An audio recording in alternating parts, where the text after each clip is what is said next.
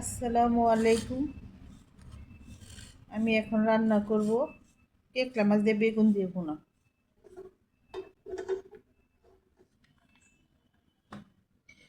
এখন আমি তেল দিয়ে দেবো পরিমাণ মতো।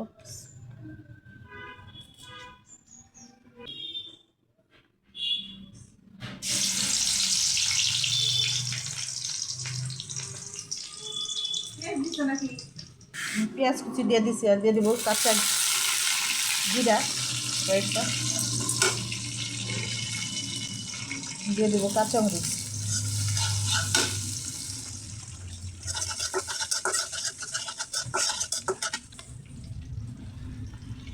মরিচের গুঁড়া, পরিমাণে পানি, হলুদের গুঁড়া দিয়ে দেবো, ধনিয়ার গুঁড়া, স্বাদ মতো লবণ।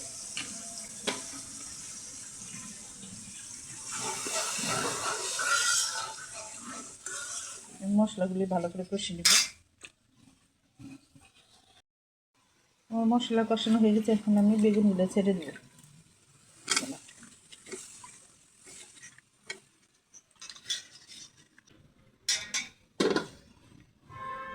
ঢেকে রাখি কিছুক্ষণের জন্য সিদ্ধ হওয়ার জন্য।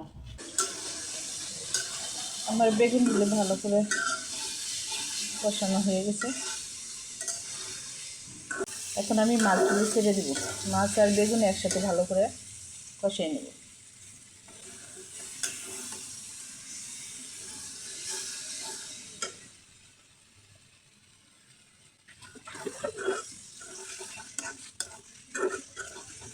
অল্প পরিমাণে পানি দিয়ে দেবো।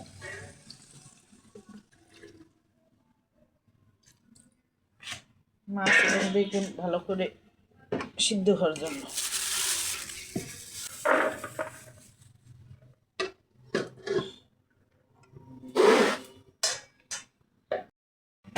এখন আমি ধনিয়া পাতা কিছু দিয়ে দিব।